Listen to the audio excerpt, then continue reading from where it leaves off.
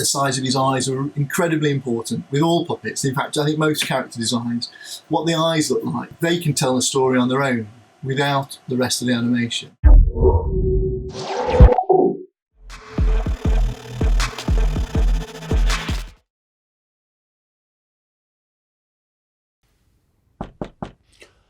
Oh, gotta get to work.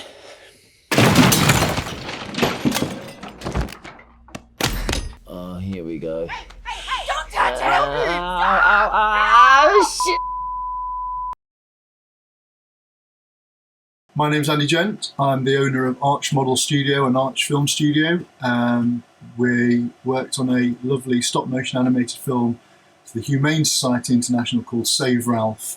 Save Ralph is a film that's directed at making a change on a global level using the medium of stop-motion animation, telling the story of a test bunny called Ralph on his imagined world, and then the sort of hard reality of what happens to him afterwards to make a change.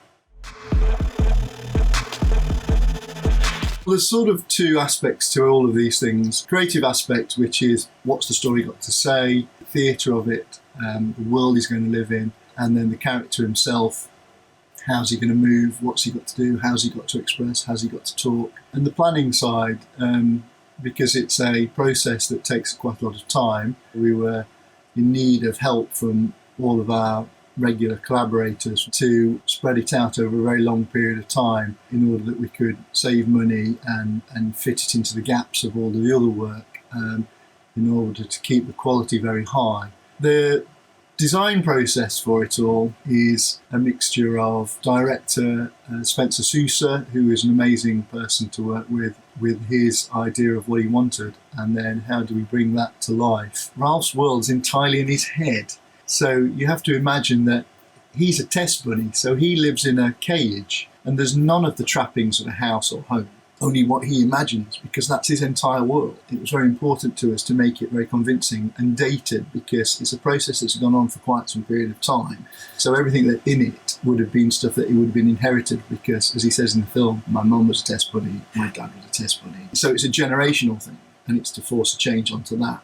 And then finding the references. I remember seeing one thing was Elvis's kitchen and thinking there was parts of that which were really amazing, and there was stuff everywhere, piling up the things that we all take for granted in everyday life: magazines, old phones, things in the kitchen, pots and pans everywhere, to a intensely sterile environment of steel, white walls, clear acrylic. The whole part with stop motion animation generally starts with the puppet. The puppet dictates the scale of everything else. So when we've decided how we're going to make the mechanics work, if he's got to talk with a mechanical head where the animator's moving little parts of the face underneath the mask to hold it into position, that will dictate the size of the puppet. And we'll sculpt in plasticine. We did drawings, we work, I do a sort of 2D character design. So there's there's the script stage, there's the drawing stage, and then there's the plasticine sculpt stage. So once we've got the moulds in their various parts, we can make the armatures, we can make the skin, the muscles, we can pattern him for clothes, we can make his eyes and teeth, and then costume will begin with the other puppet, as I like to think of it. The costume is an entirely separate puppet that the puppet wears. It's a very tricky thing to miniaturise clothes, and so there's quite a lot of time of the process that goes into adding and giving him costumes. And again, lots of costume reference searching, looking for various things. American Hustle was quite often referred to.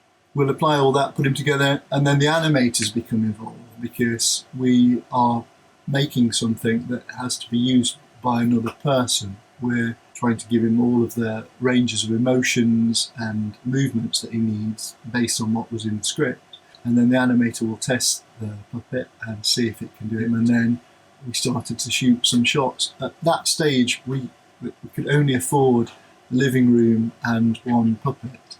And we had to find ways of helping the production make the rest of it, because it was very tight on budget to do it. But we didn't want the quality to drop. So over a period of a year between other projects, we then added another set here, added another set there, The actual film itself, with only being a few minutes long, would have probably taken us in straight shooting just a few weeks, but because we had to do it this way, it took us a year. At the end, you end up with a few minutes of Ralph, and then we were very blessed by having some amazing voiceover talent. We were lucky to have Taika and Ricky Gervais and Zac Efron. The project was about animal testing. There was various animals we could use. A rabbit lends himself straight away. There's a lot of history in rabbits in animation and in film, and it's a very lovely, soft, cuddly creature, so it's easy to see damage. When you saw the reference pictures to what's going on in the laboratories, they're shaving, they're blind, they've got all sorts of skin problems. It's hard to digest, even from a maker's point of view, never mind from an audience point of view. So you're looking at these things thinking, right, well, we need to show some of the things that are happening to them all, but in a digestible way. So we've got to try and get that into the character design. An upright walking rabbit, so you're connected to it, you've got that sense of humanity. He's got to be a very relatable character. The size of his eyes are incredibly important with all puppets. In fact, I think most character designs, what the eyes look like, they can tell a story on their own without the rest of the animation. Choices of colours, very important.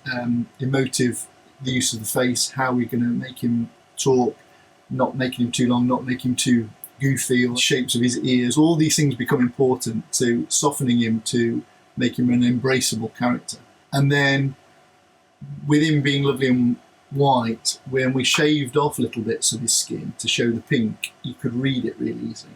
And in fact, he was scratching a lot. In the bathroom, he's scratching. In fact, he uses his toothbrush, I think, at one point in there. And so you can see that his one eye's damaged and one eye's working. So we wanted to be able to have a clear read from start to finish, where he's okay at the beginning. He's got some damage. If you look carefully around him, he's got squares where he's been tested on, and as he gets to the end, he's very damaged. So having him with the neck brace, and so he's obviously been damaged, and he can't see, he's looking the wrong way at the end. There were all sort of things we could use. We used Vaseline around his eye, so it's very pussy and very liquidy, because he's lost both eyes by then.